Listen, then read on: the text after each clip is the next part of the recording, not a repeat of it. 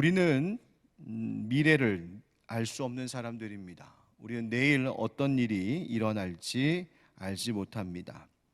그러나 우리는 지나온 역사를 통하여서 배움을 얻고 그 기반으로 미래를 예측하고 준비합니다.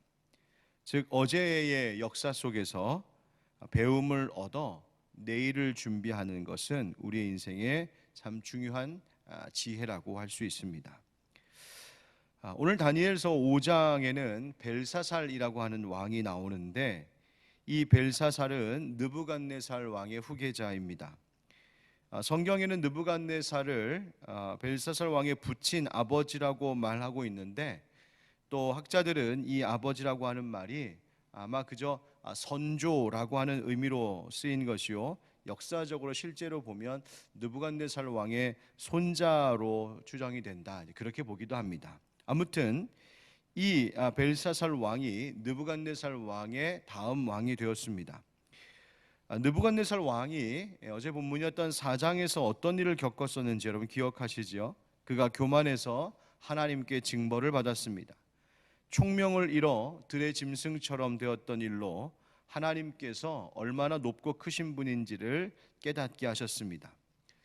여러분, 이와 같은 느부갓네살 왕의 일을 알았다면 그의 후계자 벨사살은 그가 왕이 되었을 때에 그 일로 있었던 과거 느부갓네살 왕에게 있었던 일을 통하여 배워야 했습니다. 그가 몰랐던 건 아닐까? 아닙니다. 오늘 본문 22절에도 뭐라고 말하냐면 다니엘이 벨사살이여 왕은 그의 아들이 되어서 이것을 다 알고도 아직도 마음을 낮추지 아니했습니다 라고 책망하고 있었습니다. 그의 선왕이 어떤 실수가 있었는지 또 그 결과가 무엇이었는지 이미 알고 있었고 그것을 반면교사 삼아 스스로 겸손해야 했다는 말입니다. 그런데 벨사살 왕이 그러지 않았습니다. 그는 바벨론과 또 자기에게 있는 모든 부귀, 영화, 권세, 이 모든 것들을 과시하고 싶은 욕망에 가득 차 있었습니다. 그래서 큰 잔치를 오늘 보니까 큰 잔치를 벌이게 되죠. 거기서 즐기기 시작합니다. 1절 말씀에 벨사살 왕이 그의 귀족 1000명을 위하여 큰 잔치를 베풀고 그 1000명 앞에서 술을 마셨다, 성경이 말해주고 있습니다.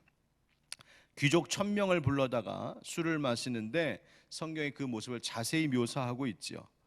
게다가 그 아버지 느부갓네살 왕이 예루살렘 성전에서 탈취해 왔던, 즉 하나님께 제사할 때 쓰였던 금그릇, 은그릇을 가져다가 그것으로 왕, 귀족, 왕후들, 후궁들이 함께 술을 마셨습니다. 술만 마신 것이 아니라 4절 말씀해 보십시오. 그들이 술을 마시고는 그 금, 은, 구리, 쇠, 나무, 돌로 만든 신들을 찬양하니라. 거룩한 예루살렘 성전에 쓰임받았던 그 기물을 가지고 술을 마시고 잔치를 즐길 뿐만 아니라 이것이 아주 의도적으로 여호와 하나님의 이름을 모독하는 행위가 되었습니다. 보란듯이 자기들의 손으로 만든 우상들을 찬양하고 경배했습니다. 성경은 이 신상들이 무엇이었는지를 쫙 나열해 주면서 이 모든 것들이 다 생명 없는 우상들이었고 살아계신 하나님을 모독하고 오히려 생명 없는 우상들을 섬기고 있는 이 벨사살 왕의 악을 지금 고발하고 있습니다. 게다가 지금 이 벨사살 왕이 이렇게 잔치를 벌이고 있었던 때는 이 나라가 지금 큰 위기 가운데 있을 때였습니다. 강력한 이 바벨론 제국이었기 때문에 이건 흔들리지 않는다, 무너지지 않는다라고 생각하고 있었을지 모르겠지만 이 영화도 서서히 이제 쇠해갈 위기에 있었어요. 바로 메대와 바사 그 연합군이 거대한 바벨론 도성을 함락하기 위해 포위하고 있을 때였습니다. 그러니까 나라가 지금 너무나 큰 위기 가운데, 풍전등화 가운데 있는데 바로 이 왕은 자신에게 있는 그 힘과 권세를 가지고 자랑하고 과시하고 쾌락 가운데 즐기고 있었단 말이죠. 바로 이 상황에서 오늘 그 신비한 일이 일어난 겁니다.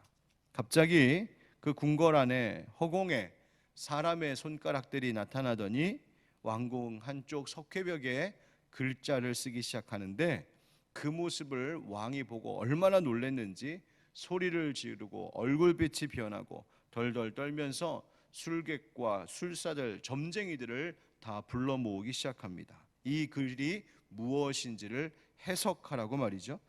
그런데 아무도 해석하지 못한 그 글을 이제 다니엘이 해석하게 되죠.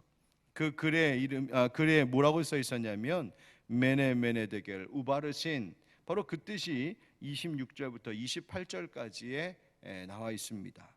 바로 바벨론의 그 끝, 그 나라가 어떻게 나뉘어서 메대와 바사 사람들에게 넘어가게 될 것인지를 하나님께서 말씀하신 그 내용이었습니다. 바로 이것이 오늘 본문 이야기예요.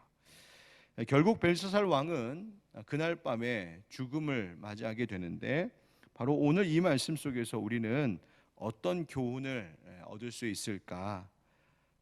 첫 번째로 바로 하나님의 말씀 앞에 우리가 다시 겸손해야 될 것을 가르쳐 주고 계십니다. 즉 교만의 죄에 대하여 다시 경각심을 가져야 된다 하시는 말씀이에요. 여러분 23절 말씀 우리 한 번 더 읽어보겠습니다. 23절 시작.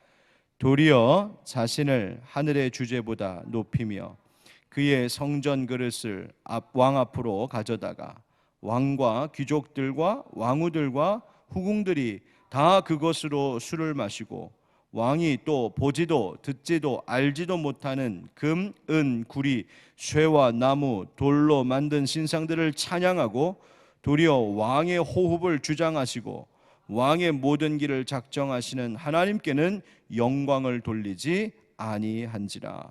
아멘.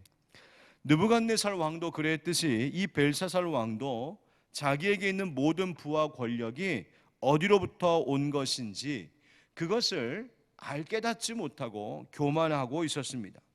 하나님께서 허락하지 않으시면 가질 수 없는 것들이었어요. 그런데 하나님을 잊고 심지어 하나님의 성전 기물로 먹고 마시는, 하나님 모욕하는 일을 벌였다. 바로 하나님을 경시하는 태도와 사치와 방탕과 쾌락에 빠져 있었다 하는 말입니다. 여러분, 우리에게 주어진 것들이 있습니다. 우리가 오늘도 소유하고 우리가 갖고 누리고 있는 것들이 있어요. 그런데 이 모든 것들에 대하여 나는 과연 어떤 마음의 태도를 가지고 있는지 깊이 돌아봐야 됩니다. 하나님께서 나에게 만약 물질의 부를 주셨다면 무엇을 위해 나에게 이것을 주셨을까? 곰곰이 깊이 생각해 봐야 합니다. 나에게 지혜와 지식을 갖게 하셨다면, 배울 수 있는 은혜를 주셨다면 왜 나에게 이런 배움의 일들을 주셨을까 생각해 봐야 합니다.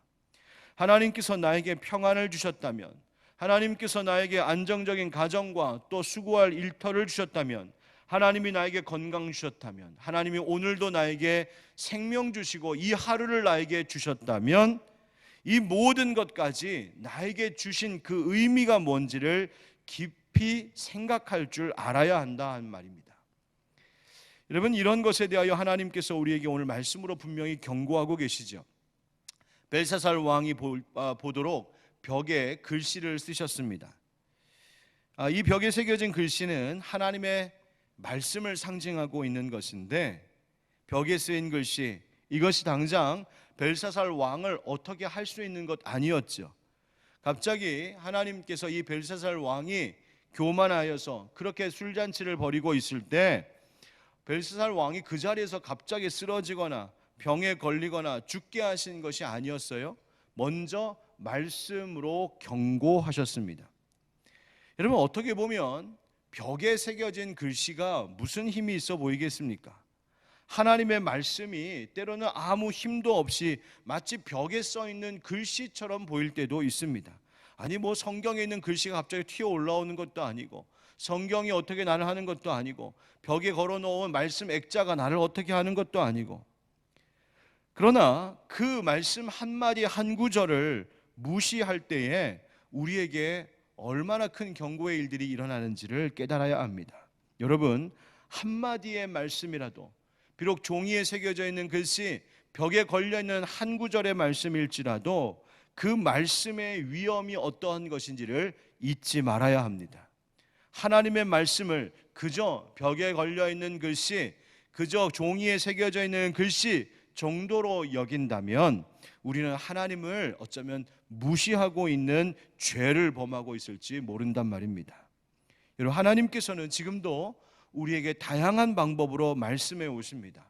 설교 강단을 통하여 하나님의 말씀을 듣게 하시고, 기록된 성경을 통하여 우리에게 말씀하시고, 여러 가지 상황과 환경, 형편을 통하여 우리에게 말씀하시고 깨닫게 하십니다.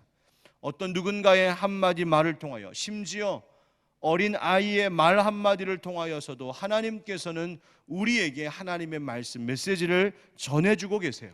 바로 그것에 귀를 기울이며 살아야 한다는 말입니다.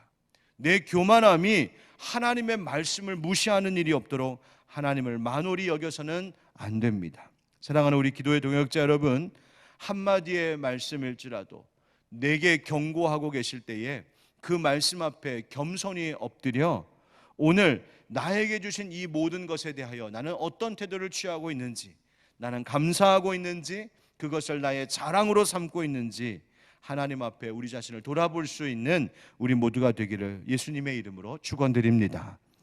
오늘 또 말씀에서 우리를 깨닫게 하시는 것이 있습니다. 그것은 모든 지혜가 하나님께로부터 온다는 사실을 오늘 다시 말씀해 주고 계십니다. 오늘 본문 가운데 11절, 12절 말씀을 한번 같이 다시 읽어보실까요? 11절, 12절입니다. 시작. 왕의 나라에 거룩한 신들의 영이 있는 사람이 있으니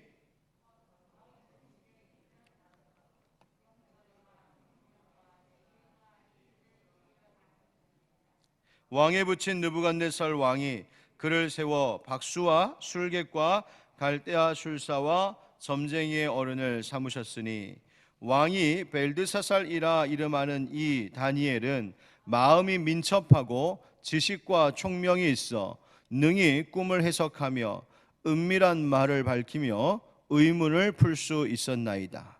이제 다니엘을 부르소서, 그리하시면 그가 그 해석을 알려드리리다 하니라. 아멘. 여러분, 이 벨사살 왕이 그 글, 벽에 새겨진 글의 의미를 해석할 수가 없어서 고민하고 근심하고 있을 때에 사람들이, 그 신하들이 다니엘을 떠올렸습니다. 다니엘에 대하여 뭐라고 그들이 말하고 있냐면, 마음이 민첩하다, 지식과 총명이 있다, 그래서 능히 모든 꿈을 해석했던 사람들, 은밀한 말들을 밝히고 풀 수 있는 사람, 그 해석을 할 수 있는 뛰어난 사람이 다니엘이다, 그렇게 말해주고 있습니다. 그러면 이 다니엘이 어떻게 이렇게 할 수 있었을까? 그 이유도, 그 힘도 다 누구에게로부터 오는 것인지 이 사람들도 알고 있었습니다. 11절에 방금 읽었었던 말씀처럼 왕의 나라에 거룩한 신들의 영이 있는 사람이 있다. 그러니까 다니엘이 인간적으로, 세상적으로 많이 배워서 지혜가 있어, 지식이 있어서 똑똑해서가 아니라 거룩한 신들의 영, 하나님의 영이 그와 함께함으로 하나님이 가르쳐 주시고 하나님이 해석하게 하신다는 것입니다. 여러분, 인생의 해석을 하나님께 맡기고 바로 모든 일에 있어서 하나님께로부터 영적인 통찰력을 구하던 자가 누구였다? 바로 다니엘이었다는 것이죠. 여러분, 오늘 우리의 삶에도 마찬가지입니다. 인생 가운데 알 수 없는 일들이 있습니다. 내일을 깨달아 알 수 없고 앞으로 어떻게 해야 되는지 우리 마음 가운데 두려움이 찾아오는 일들도 분명히 있습니다. 그러나 여러분, 그때마다 우리의 모든 인생의 해석을 담당하고 계신 하나님께 지혜를 구하는 우리가 되기를 주의 이름으로 축복합니다. 내가 할 수 있는 것 아닙니다. 내 힘으로 할 수 있다, 내 지혜와 내 지식으로 할 수 있다 할 때 바로 그것이 교만함이 되는 것이죠. 여러분, 우리의 인생 가운데 모든 실패와 성공을 주관하고 계신 하나님, 우리의 인생의 모든 역사를 다루고 계신 하나님, 내 인생의 문제를 해석하시고 나의 가야 할 길을 보여주시는 하나님, 그 하나님의 지혜를 날마다 구함으로 하나님 앞에서는 겸손하게, 또 우리에게 주어진 삶에서는 지혜롭게 살아갈 수 있는 우리 모든 성도님들 되시기를 주님 이름으로 축원드립니다. 오늘 한 가지 또 하나 우리에게 주시는 교훈이 있습니다. 그것은 하나님의 손에 모든 권세가 다 있음을 알게 하고 계십니다. 내 인생도 이 세상의 역사도 하나님의 손 안에 있다. 아까 말씀에 그 기록된 글씨 메네 데겔 우바르센이라고 하는 그 말의 의미, 성경에 기록된 대로 왕을 저울에 달아보았더니 부족함이 보여서 당신의 나라를 이제 나누어 다른 나라의 족속에게 다 넘기겠다 하시는 그 심판에 대한 경고 말씀이었죠. 하나님께서 이 나라, 이 민족의 역사를 하나님께서 주관하고 계신다. 뿐만 아니라 23절 말씀에 보면 이런 말씀이 있습니다. 23절 마지막 구절에 왕의 호흡을 주장하시고 왕의 모든 길을 작정하시는 하나님이라고 하는 말이 나오고 있어요. 여러분, 다니엘이 지금 왕에게 깨닫게 하고 있는 것입니다. 왕이여, 당신이 스스로 지금 숨을 쉬고 호흡하고 있는지 아십니까? 아닙니다. 당신의 호흡을 주장하고 계신 분은 하나님이십니다.